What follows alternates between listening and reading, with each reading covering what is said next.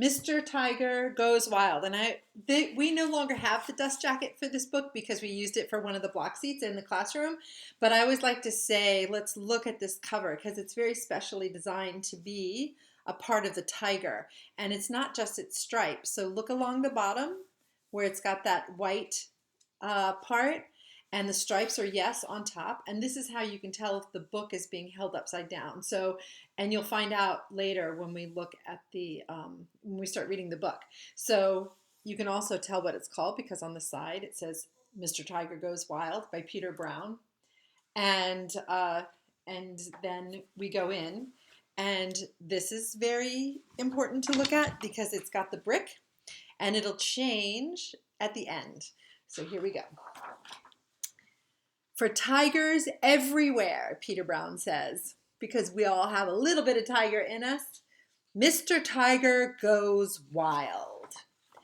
Everyone was perfectly fine with the way things were. Everyone but Mr. Tiger. And you can see Mr. Tiger pops out in this world of grays and browns. Mr. Tiger was bored with always being so proper. Good day, Mr. Tiger. Good day, Mr. Deer. Lovely weather we're having, I suppose. Indeed. Now, children, please do not act like wild animals. He wanted to loosen up. He wanted to have fun. He wanted to be ... wild. And then one day, Mr. Tiger had a very wild idea. There's his wild idea. He walks on all fours. And in his head, his body language and his facial expression says, oh, that feels right. He felt better already. What are they saying? They are saying, excuse me, Mr. Tiger? Mr. Tiger became wilder and wilder each day. Roar!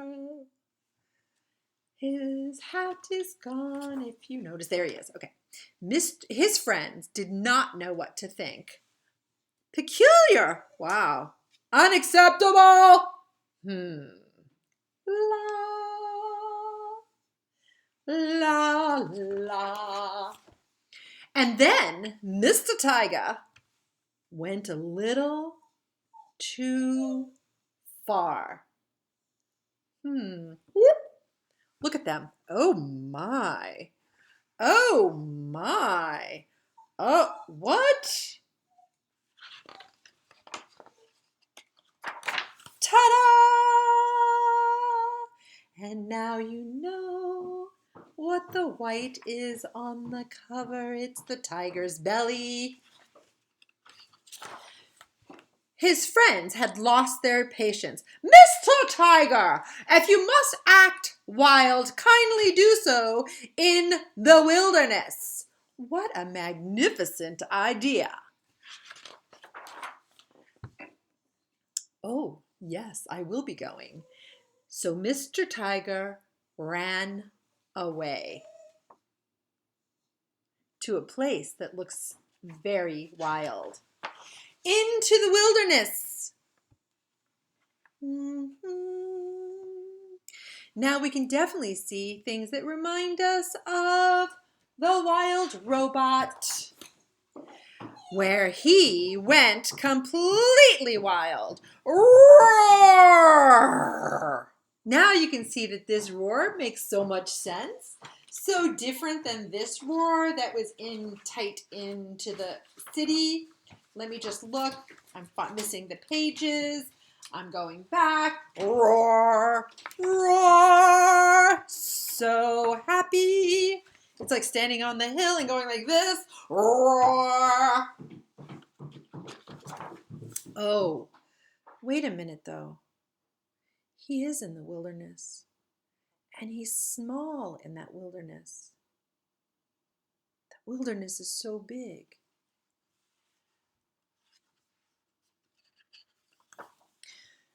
Mr. Tiger was lonely. He missed his friends. He missed the city. He missed his home. Look at that face.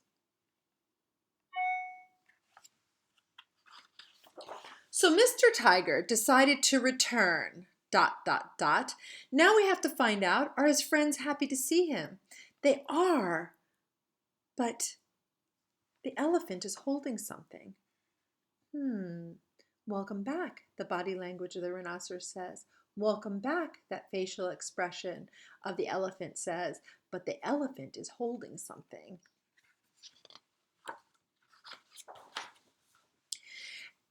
He found that things were beginning to change. Can you see? Yes, they did have a shirt for him ready to go, which looks different than that button-up and tie that he was wearing before. And it looks like some people are walking on all fours, and they're all trying things out just a little bit differently than they were before. So maybe the little children animals can act like wild animals now. Now Mr. Tiger felt free to be himself.